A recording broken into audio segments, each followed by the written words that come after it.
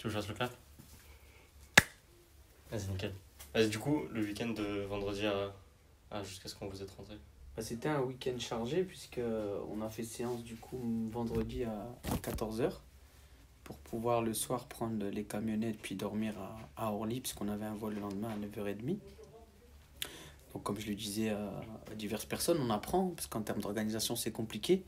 Et ce qui nous a marqué c'est Ahmed qui s'est effondré parce que bon il y a encore une douleur et ça nous a touché parce on a un esprit de famille et moi en tant qu'entraîneur c'est très compliqué de voir un joueur aussi triste. Donc voilà, ça a été compliqué sur l'aspect émotionnel, mais j'ai trouvé les mots forts au niveau de la causerie. J'ai utilisé aussi cette faiblesse comme une force parce que voilà, il y a des garçons qui ont la chance de pouvoir jouer avec un état de santé qui est top. Des fois, on s'en rend pas compte. J'ai insisté là-dessus. Donc, on est arrivé vendredi soir à l'hôtel à 23h. Et le lendemain matin, on est parti à 8h pour l'aéroport. Ahmed, en fait, s'est fait opérer d'une pubalgie, Ouais. donc il s'est fait opérer des anneaux et il a du mal à reprendre, donc il y a un souci avec l'opération. Il revoit le chirurgien mercredi. Et ce qu'il faut savoir, c'est que nous, Ahmed, c'est un de nos meilleurs joueurs, c'est un talent brut. Et, lui, il a envie de reprendre parce qu'il y a des objectifs. En fin de saison, il doit naturellement signer professionnel. Donc voilà, il est déçu. Puis le foot, c'est sa vie. C'est un garçon qui vit que du football et qui attend qu'une chose, c'est réussir. Donc je le lâche pas, je l'accompagne. Et puis la mauvaise période, on va la passer ensemble. Ok. Et du coup, après l'entraînement, ça s'est passé comment au niveau horaire? Genre, vous êtes partis direct? Donc après l'entraînement, on a terminé à 16h. Les garçons sont lavés. On a pris un petit goûter ensemble. Et à 17h, on a pris la route. Malheureusement, pour aller à Paris, un vendredi soir, pour traverser Paris, on a eu 2 heures de bouchon. Mais voilà, on a passé du temps ensemble. Et puis je pense que c'est toujours l'histoire du verre à moitié plein ou à moitié vide. On a été positif, ça a été compliqué, mais le principal c'était déjà d'être sur place pour pas partir trop tôt. Donc après arriver à l'aéroport à 9h, départ à 9h45 pour être précis. On est arrivé à midi un bus est venu nous chercher, on a été manger rapidement, puis on arrive au stade à 14h pour match à 15h30, le temps de faire la causerie. Les garçons étaient en échauffement, donc ça a été assez express, mais je trouve que c'est pas plus mal. Voilà, on est venu pour faire un match de foot et pas autre chose, on était très concentrés sur l'objectif. Moi personnellement, sur l'aspect comptable, je m'attendais à minimum prendre un point. On a été prendre 3 points face à une très belle équipe avec de grosses valeurs. Ce qui met en avant mon sentiment sur cette première partie de saison avec ces 5 premiers matchs où on s'est vite adapté au niveau, on est capable du chaud et du froid. Mais je retiens encore une fois le positif parce qu'on a des garçons qui sont très jeunes et qui sont adaptés à nos attentes et aux objectifs qu'on s'était fixés. Justement, par rapport au niveau N2, N3, Amen disait qu'il y avait une différence notable. Différent, la différence elle est énorme. Sur l'impact athlétique, c'est des équipes qui font 2 séances par jour, qui sont préparées. Sur l'aspect purement tactique, il y a beaucoup d'équipes qui animent leur défense à 3 parce qu'ils ont envie d'être proactifs, d'avoir le ballon. Donc l'idée vraiment c'est de répondre au rapport de force parce que c'est un match de foot, c'est d'abord un rapport de force. On répond favorablement quand on voit le match de Belfort, de Bobigny, ce qu'on a rectifié à la mi-temps, nous le staff. Ça nous a permis aussi de prendre des points. Donc voilà, tout le monde est à la hauteur, surtout mon staff qui est de grande qualité, les joueurs qui sont très réceptifs. Et voilà, aujourd'hui, on est vraiment satisfait de ce niveau. Mais effectivement, pour revenir sur ta question, il y a un fossé, je pense que dans le championnat français, dans les championnats français, c'est le fossé qui est le plus élevé entre la N3 et la N2. Ok. Ok.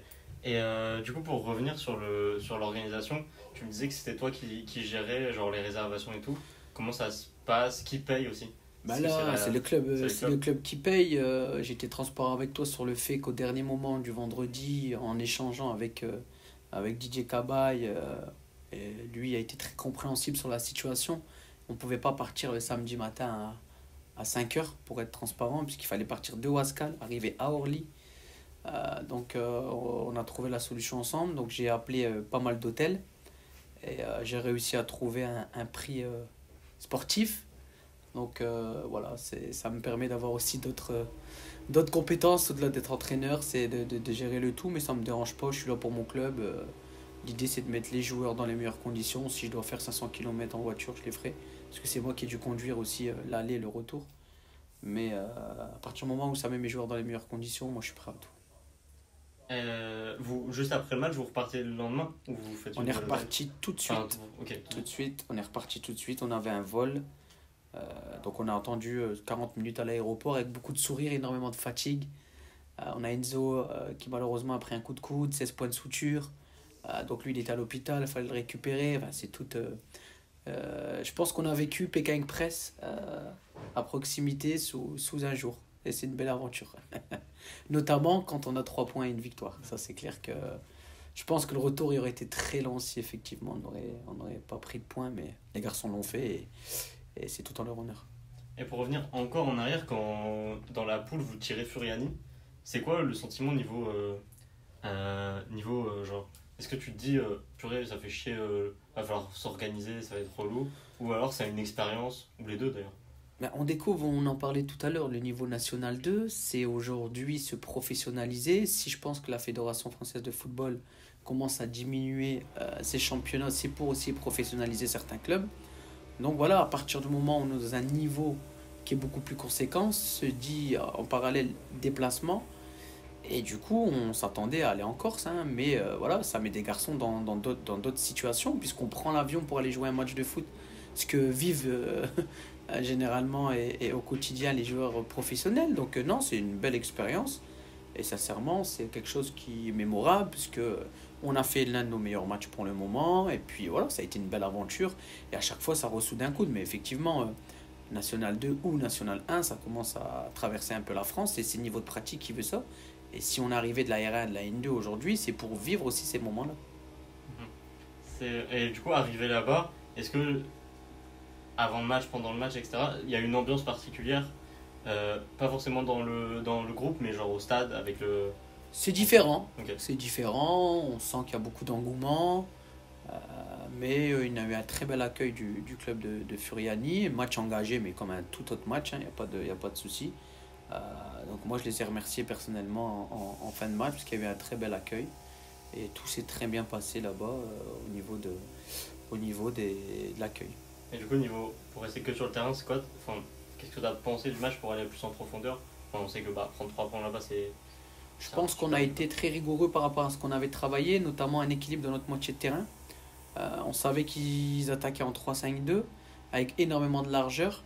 Les pistons, ils avaient tendance aussi à être très haut. Donc on savait que si on voulait gagner le match, c'était plutôt sur de la transition. Donc on avait utilisé un 4-1-4-1 pour fermer les portes à l'intérieur, éviter aussi la relation défenseur central-milieu, ce qui leur permettait de gagner beaucoup de temps et d'aller chercher à l'opposé. Et on a mis des gros starters au niveau des zones qui s'étaient plutôt extérieures pour pouvoir justement mettre une grosse pression. Et à la récupération du ballon, ce qu'on avait travaillé toute la semaine, ça vient aussi sur le but, c'est verticaliser au maximum, utiliser nos lampes de lancement qui étaient Fares et Jawad. Et puis on savait qu'en un contre un, avec les joueurs offensifs, on était capable de marquer. On aurait pu peut-être mettre un ou deux buts supplémentaires.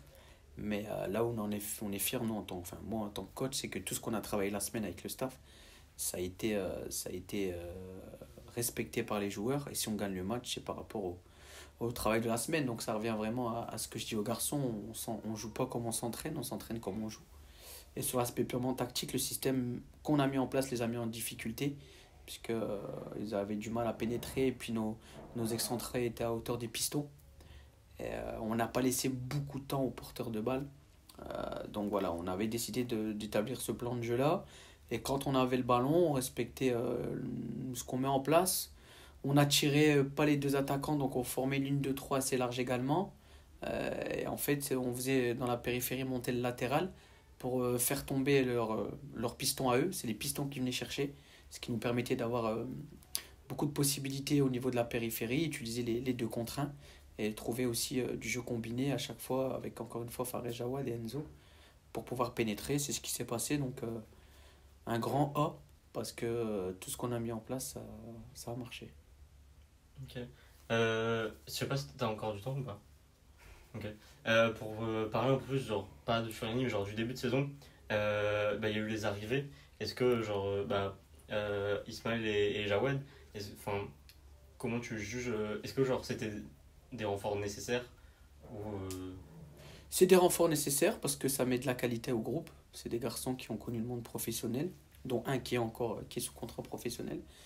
Et voilà, on a eu des petits pépins qui sont dus à l'ancienneté des garçons. En l'occurrence, pour David Kabamba, à Dunkerque, il était sous infiltration, on ne le savait pas. Donc on a préféré à ce qu'il se soigne, en l'occurrence qu'il se fasse opérer du ménisque. On a Yann qui a une petite douleur au genou avec Corentin Luchat. Donc on sentait que le groupe, que lorsqu'il y avait 3 ou 4 absences, manquait de qualité. Donc moi j'ai fait jouer le réseau et j'attends qu'une chose, c'est d'avoir vraiment le groupe au complet pour pouvoir justement accentuer la qualité de chaque joueur et mettre une concurrence saine et me servir aussi selon l'adversaire des profils qui sont très différents, qui vont nous permettre à chaque fois, selon le plan de jeu, de mettre en place une équipe compétitive pour gagner le match. Et je t'entendais parler, c'était à Saint-Maur, si je dis pas de bêtises, quand Ismaël il vient voir pour le match contre Saint-Maur. Il y a quelque chose de. Est-ce que genre, c'est assumé que Ouascal, là, cette saison, pour certains joueurs, c'est un club tremplin? Oui. De toute façon, aujourd'hui, on est l'un des plus petits budgets, si ce n'est le plus petit budget. On a une équipe jeune, on a 4 joueurs qui ont signé dans le monde professionnel l'année dernière, donc ça donne envie et ça donne des idées à d'autres joueurs. Aujourd'hui, on a un projet qui permet de développer le joueur individuellement et collectivement. Donc aujourd'hui, on a par le passé fait comprendre à certains jeunes qui peuvent venir ici 1 an et retrouver le monde professionnel. Aujourd'hui, c'est une réussite pour moi parce que ça veut dire que dans l'ascenseur social, on met des garçons qui étaient en difficulté financière dans un monde où, voilà, sur le plan professionnel, ils auront plus de visibilité à court terme. Et derrière, c'est qu'on a bien travaillé parce qu'amener un joueur de la N3 à la Ligue 1 ou la Ligue 2, voire le national, c'est que voilà, on a une certaine cohérence par rapport au club professionnel. Donc non, c'est assumé. Puis comme on n'a pas beaucoup de moyens, ben c'est un rapport gagnant-gagnant. Et moi, ça me permet aussi d'avoir des joueurs qui sont déjà tout de suite déterminés, puisque leur objectif à court terme, donc dans les mois qui arrivent, c'est de signer dans un club professionnel. Donc c'est même un projet à l'intérieur du club, ça c'est une fierté qu'on a. Du coup, par rapport à la famille. Donc je disais, voilà, pour moi c'est vraiment une aventure humaine avec beaucoup de sincérité. Et je ferai tout pour mes joueurs. Et je sais que mes garçons iront à la guerre pour moi. Donc il y a une vraie histoire. C'est pour ça que j'ai pas quitté le club. J'ai eu des très bonnes sollicitations sur l'aspect financier, sur aussi ma projection en tant qu'entraîneur. Mais je suis quelqu'un de valeur. Et puis voilà, aujourd'hui quand je mène un projet, que j'attire des garçons dans mon projet qui s'y plaisent, je suis pas le premier à partir, loin de là. Donc j'ai décidé de rester dans la voiture. Puis j'ai toujours tendance à dire que faut jamais montrer ses projets, juste mettre en avant les résultats. Donc aujourd'hui on est vraiment fiers du travail qui a été effectué et cet environnement familial nous permet d'avoir des valeurs et les valeurs nous permettent d'avoir des résultats. Pour moi il y a un lien partout. Ok, je sais pas si t'as encore un peu de temps, c'est par rapport à, tu sais, moi tu me dis souvent ça et j'imagine que tu le dis pas comme moi, c'est le truc de dire que c'est que du foot en fait. Bah, on se prend beaucoup la tête, notamment le staff, justement sur ces réflexions, sur l'aspect théorique. Mais je pense que des fois, il faut qu'on prenne du recul en se disant que c'est que du football. À partir du moment où il y a de la sincérité, qu'il y a de l'investissement, bah, des fois on est contre le plus fort. Et il faut savoir l'accepter. Et moi, je vois cette notion comme du plaisir. Quand je dis que c'est que du football, c'est bon, des fois on se prend la tête, il y a l'ego qui prend le devant. Mais je pense qu'il faut mettre en avant la notion de plaisir. Et puis quand on décide de jouer au football, on décide d'entrer dans une équipe. Quand on rentre dans une équipe, c'est qu'on respecte les partenaires. Même l'adversaire sont des partenaires de jeu, on leur dit souvent. Donc voilà, aujourd'hui c'est vraiment minimiser les choses autour du stade, mais par contre mettre beaucoup d'engagement et de plaisir en respectant le jeu. Et puis il faut savoir que depuis 4 ou 5 ans, les résultats ils sont énormes, avec quand même 80% de l'effectif qui est formé au club, avec des garçons qui étaient en 18 terrains il y a 3 ans qui se retrouvent en National 2. Voilà, le travail il est énorme, et je pense qu'on s'en rend pas compte, parce qu'on est ancré tête baissée, et dans quelques années on sera fiers parce que voilà, c'est une belle histoire, et puis ça peut aussi donner des exemples à d'autres clubs où voilà, peut-être qu'il n'y a pas trop de moyens, mais il y a beaucoup de travail, beaucoup de ressources humaines. Et aujourd'hui, ça nous permet d'avoir des résultats, mais aussi un projet. Et le projet, il est marqué par tout ce qu'on a pu mettre en place il y a pas mal d'années.